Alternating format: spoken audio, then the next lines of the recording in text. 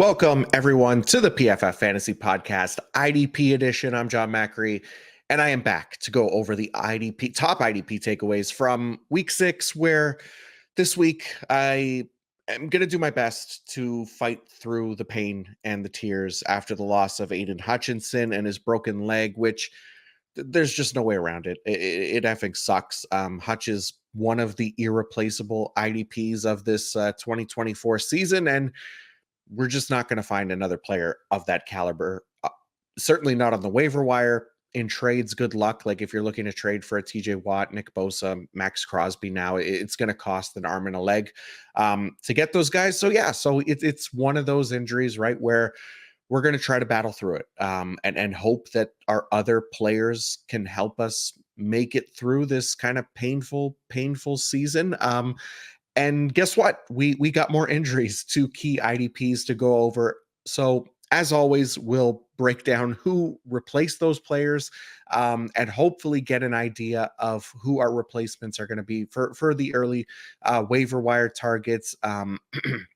Additionally, I'll look to go over some of the more interesting shifts in defensive back usage this week, with some key players really getting to be, that are going to be IDP relevant this season, kind of getting moved around a little bit. So, and then also I'll highlight one of the requested defensive linemen who has been disappointing this season, similarly to what we did last week, but mostly a focus on the DBs and the linebackers this week.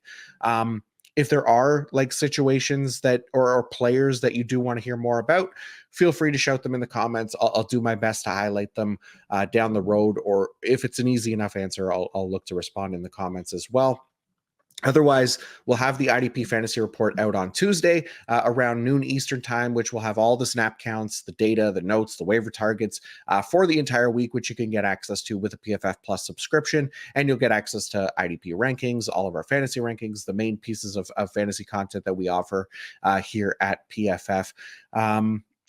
And yeah, on to the week 6 takeaways now. And I do want to start with the defensive backs, both safeties and corners this week, because there were a number of shifts that are kind of noteworthy and can use some explanations, I guess. And I want to start with the Green Bay Packers, where there were a number of IDP relevant DBs on this team. And one of the big ones this season has been Keyshawn Nixon, the nickel corner there. He's been the primary nickel corner for this Packers defense and came off the field quite a bit when the opposing offense was not in 11 personnel. But what we saw from him recently with Jair Alexander out was that he moved outside in those situations, in most situations when Alexander was out, instead of coming off the field. So we figured with Alexander back in the lineup this week, it'd be back to that nickel specific role. But we actually saw the Packers limit Eric Stokes instead. He had been the other wide corner for the Green Bay Packers, and they let Keyshawn Nixon continue playing wide corner almost exclusively. So if you're looking on YouTube right now, you can see the chart there.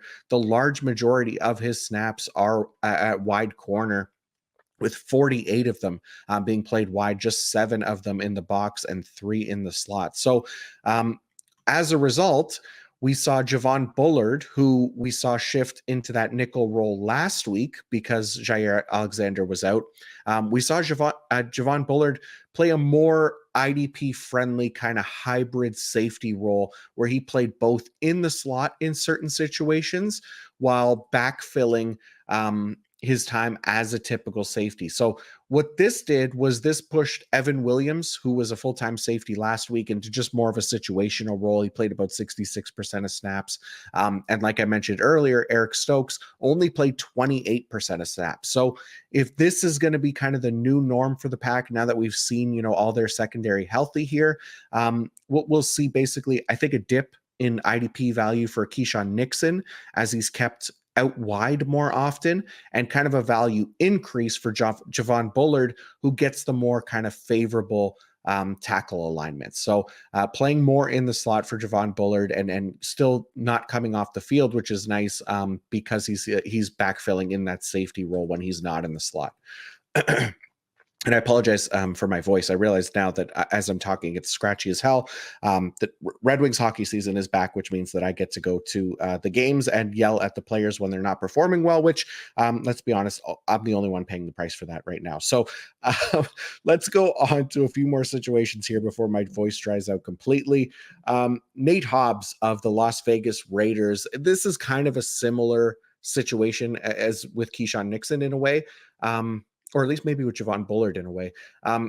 Because at least with the corners here in Las Vegas, where Nate Hobbs, he had been, I think, one of the higher drafted IDP cornerbacks in CB required leagues because he has this strong history of tackle production relative to the position, of course. He's played favorable alignments and he had a presumed full-time role.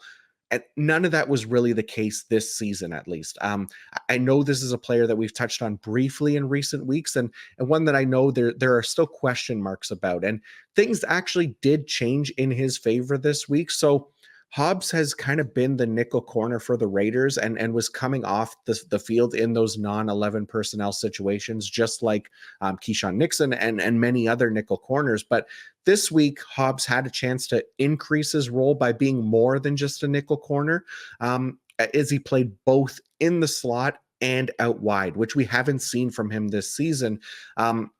He's been used somewhat inconsistently this season. Some weeks, he'll play a bit more outside than others. I shouldn't say we haven't seen it this season. We've seen it, but just inconsistently, right? And maybe this is the start of something, because what we did notice this week that was different from previous weeks is that the Raiders seem to lighten the load of one of their other starting outside corners, Jacorian Bennett, who was limited to just 48% of the snaps this week, which was a season low for him. I didn't see anything injury related. He's been, one of their more reliable corners this season, and he's played in 93 plus percent of snaps in each of the past 3 games coming into this week. So not sure how much to trust this one, but for those of you that maybe saw Nate Hobbs, he put up 10 tackles this week. That doubled his previous game high tackle total this season of 5.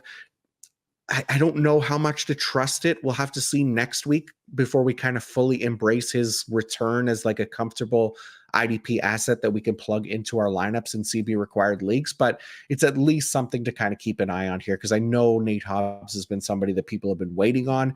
This week looked like maybe the return to that, but we'll have to kind of see, before we can fully trust it. All right, one of the other slight shifts in DB usage happened in Baltimore, and it's one that we've been seeing a little bit more in recent weeks with Kyle Hamilton. And this is,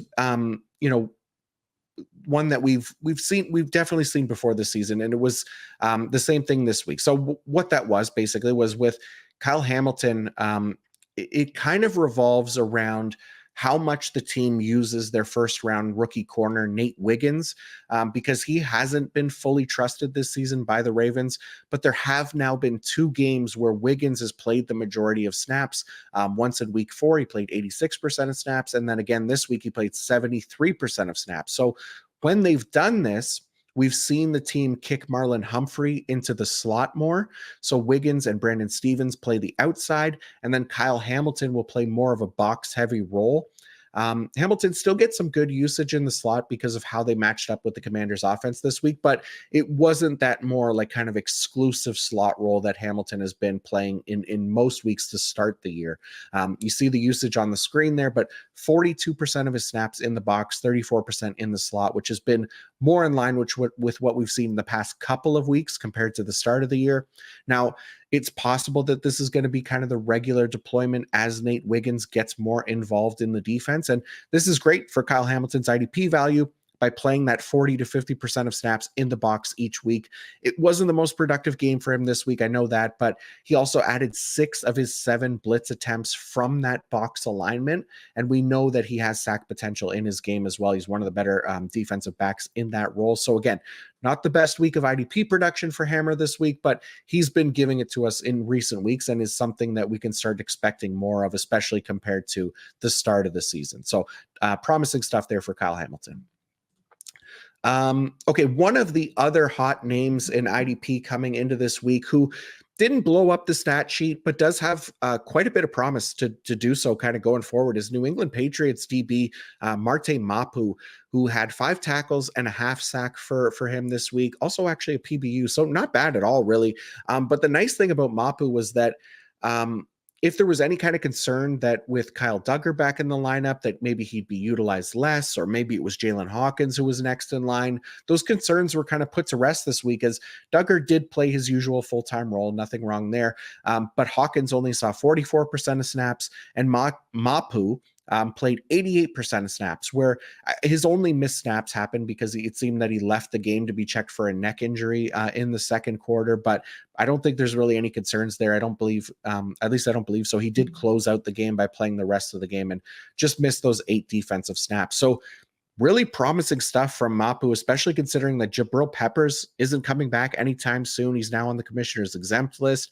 Like, if Mapu is still available on your waiver wire, he'd be someone that I think we should prioritize as a safety worth rostering rest of season, especially considering the strong usage all over the field, specifically in the box, where he spent the majority of his snaps at 39%, but still really nice usage in and around the line of scrimmage there for Marte Mapu.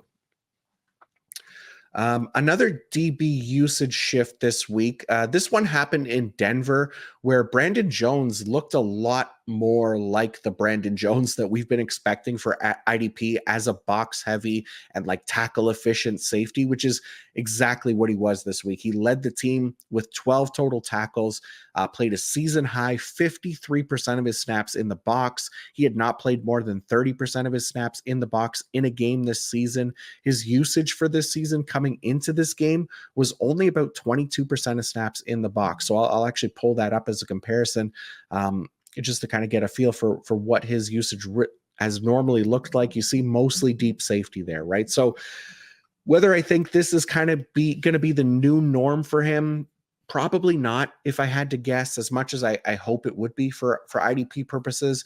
It just hasn't really been the way that Denver has deployed their safeties this season. They were up against a run-heavy Los Angeles Chargers team who, coming into this week, had the highest run rate in the league at 51%.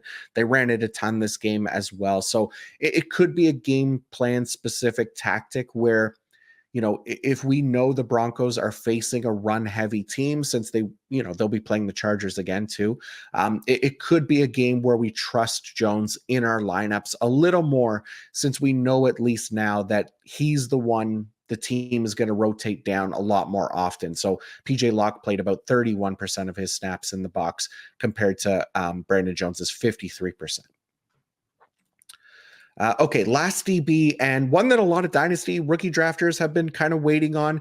Cooper DeJean gets his first start of the year, replacing Avonte Maddox in the slot for the Philadelphia Eagles, coming out of the team's bye week, and a really nice debut. 6 total tackles and a half sack. Also covered kick return duties for leagues that reward those points as well. So what does this kind of mean for DeJean's IDP value? I guess, you know, focusing on the leagues that without the kick return points, just to kind of simplify it, still pretty good. You know, playing primarily in the slot, near full-time role this week, played all but 5 snaps in this game. So 91% of the total snaps as the primary nickel corner, almost all of those snaps coming in the slot. That's a great number for our IDP corners, especially those that play in the slot closer to the line of scrimmage. But much like most nickel corners, that snap share could very well be dependent on the offense that they're facing. Like, for example, this week, they were facing the Browns, who have been the most 11 personnel heavy offense in the league. They actually were top 5 in that regard this season. That makes for a great matchup for our nickel corners, but it might not be like that every week, right? So, for example, next week they're facing the New York Giants. The Giants are much closer to average in 11 personnel, rated around 63%, which could kind of limit those opportunities a bit more. So just something to keep in mind with DeJean, where he might not be that kind of locked and loaded, safe relative to the position cornerback play every single week. It could be a little bit more matchup dependent. Okay, linebacker time, and we'll start with the very unfortunate injuries at the position. First in Arizona, where Kaiser White left this game at the end of the first quarter with a knee injury and did not return. Now, Interestingly, if you look at the snap shares on the screen right now, you can see Mac Wilson played the most snaps, Chris Barnes second most, which makes sense as the linebacker depth chart just kind of rotates up a spot while with White out. Now, Mac Wilson actually missed an entire drive in this game due to injury, which kept him from being like a true 100% linebacker with Kaiser White out, while Barnes actually was a 100% snap linebacker the rest of the way, despite playing only like 2 snaps while while Kaiser White was in the game. If we take that one drive away, both players were actually 100% snap linebackers with Kaiser White out. That doesn't necessarily mean that will be the case next week if Kaiser White misses time. The Packers ran the ball quite a bit in this game, which they've been doing most weeks. So we expected even Mac Wilson with White in the game to play quite a bit. We talked about that on the preview pod this week, where if they are facing like a more pass-heavy offense, then imagine that second linebacker will be replaced with a DB a little bit more often. Now, we'll see how much time Kaiser White will miss, but we'll treat Mac Wilson basically as the lone every down linebacker and Barnes as the more part-time option for deeper IDP leagues, and one we can trust, or more or less dependent on expected game script and opposing offense, right? Okay, one of the other linebacker injuries and another knee injury was to Azeez Al-Shaair of the Houston Texans, another precious IDP. To me, at least, it felt like, between Aiden Hutchinson and Kaiser White, now Azeez Al-Shaair, players that I loved this offseason. I must have done something to piss off the IDP gods. And now here we are. So anyways, Azeez Al-Shaair came in and out of this game with a knee injury before ultimately being ruled out early in the fourth quarter. So Hanky Two Toes, aka H2Os, aka Henry To'o, filled in as the team LB1 while Neville Hewitt served as the LB2. We can treat Neville Hewitt as a waiver wire target, but it's worth noting that Christian Harris is likely to come back in week 7 since he's been eligible to return off IR since week 5, appears to be on the right track to be back this coming week. So of course there's the chance that he's not, so Hewitt can be like a speculative add in like super deep leagues where we assume maybe Al-Shaair and Harris miss the next game, but either way probably won't be a long-term solution for Neville Hewitt, and hopefully it's just nothing serious for Azeez Al-Shaair. Okay, on to Dallas now, where Eric Kendricks missed this game with a foot injury. So what we got from the Cowboys was a lot of bodies being put on the field, but most importantly, DeMarvion Overshown and Damone Clark leading the way. The Cowboys also got blown out in their own barn here. So we got the Buddy Johnsons of the world mixing in there in garbage time. But really, this was Overshown and Clark's show, and the best bets to kind of continue in those roles for as long as Eric Kendricks is out. Overshown was basically a 100% snap player last week and has been playing well. Nobody really played well for the Cowboys this week, so don't be surprised to see some ugly PFF grades in there. But anyways, Overshown this week, 93%, Damone Clark, 81%. Both guys didn't play like super late in the game due to the garbage time, but if Kendricks misses more time, Damone Clark will have some more IDP viability here in those deeper leagues. In Atlanta, this is one of the other injury fill-ins this week that we saw, where Troy Anderson was out again this week, and Nate Landman returned off his IR stint to play basically a sub-package role as the team's LB2. 79% snap share, not bad. Caden Ellis remained in that 100% snap linebacker role. The only thing I think we should really be watching for here is if/when Troy Anderson returns, what this kind of linebacker deployment is going to look like, because we saw Jimmy Lake and company deploy them in situation-specific roles where one guy played more on early downs, the other played more on passing downs. I'm talking about Landman and Anderson, and it just kind of crushes both of their value, right? So if we get news that Troy Anderson is returning this week, I'm probably avoiding both him and Landman, at least until we get confirmation of the usage, where maybe they do just go back to trusting Anderson as a near full-time player like he was with Landman out. But I'm definitely kind of skeptical of that happening. So we'll want to wait at least 1 week and see there. Okay.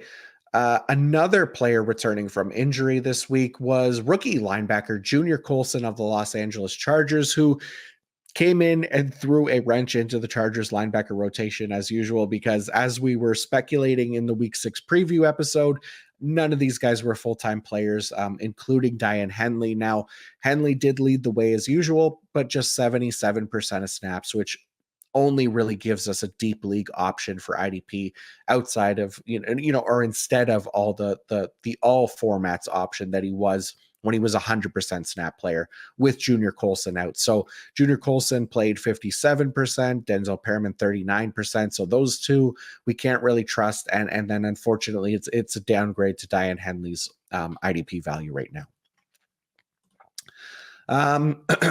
All right, since it's been, I guess a downer day /show/week, whatever. I figured we'd get some positive news mixed in there, and specifically positive for those dynasty managers that spent up to draft Edgerrin Cooper in rookie drafts this offseason.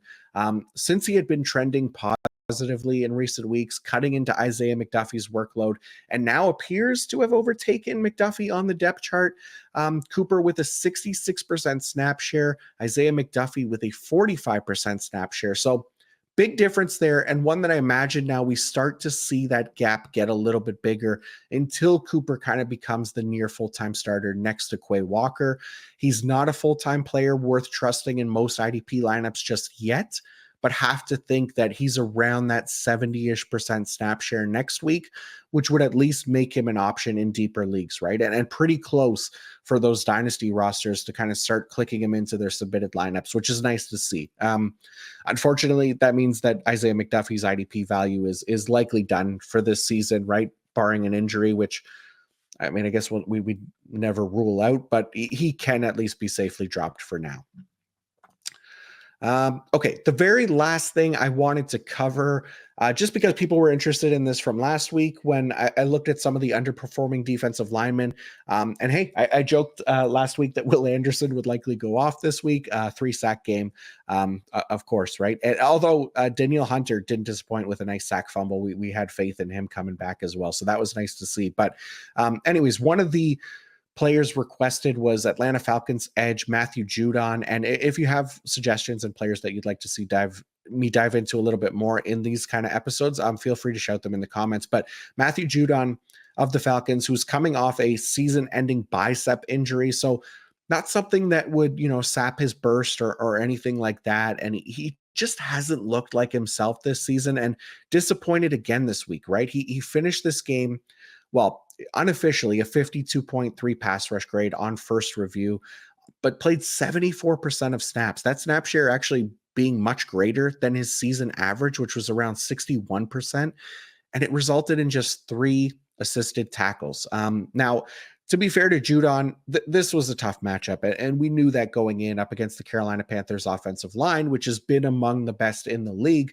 However, it's just been a rough year for Judon regardless of matchup, right? Coming into this week among 102 edges who have played at least 50 pass rush snaps, he ranked tied for 67th in win rate with an 8.8%, 59th in pressure rate at 9.9%, and 45th in pass rush grade at 64.8. So it's unfortunate because we've seen Judon be an excellent IDP asset. It just looks like he's basically way past his prime at this point. Just 1.5 sacks on the season, and not that he's droppable or anything in deep leagues, but he's just got to the point where he's only really going to be useful in like ideal matchups where we know he's facing a poor offensive tackle, and or like a sack absorbent quarterback, Deshaun Watson. Atlanta doesn't actually play Cleveland, I don't think, this season, so maybe that's not the best example, but he'll be kind of like that edge 3 type player for me unless he turns things around kind of going forward. Just more of a volume dependent player where maybe we hope that, he could fall into some production as a result of playing time, but just not looking good right now. So I am feeling concerned about Matthew Judon for sure after this big chunk of sample size now 6 weeks into the season. All right. On that negative ass note, I don't know why I saved that until the end since we started so down as well. I guess it didn't really matter, right? It's just a downer of a week, guys. Hoping for the best from Hutch. That that's got me in the gutter. So help me out, if you will. Like, subscribe to the channel, reach out with comments, if you got questions, anything like that. I appreciate you guys all tuning in. If you listen on Apple Podcasts or something, a 5-star written review on Apple Podcasts, that would help a lot as well. I greatly appreciate it. I also want to shout out the PFF data collection team. As always, the best team in the multiverse. All this data would not be possible without those boys and girls, men and women, working so hard into the wee hours of the night here, and just continuing to rock it all season long. And again, as always, feel free to ask questions in the YouTube comments. I'll try to get to them as soon as I can.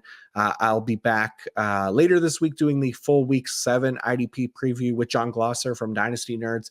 That'll be a lot of fun as well, and it'll be out most likely Thursday morning, back to that normal schedule this week. But again, be sure to check out the IDP Fantasy Report when it drops on Tuesday. Again, well worth the PFF Plus subscription. If you like this information, it's just me doing that on a larger scale for all the games, all the players for the week. So appreciate you all, and until next time, peace out.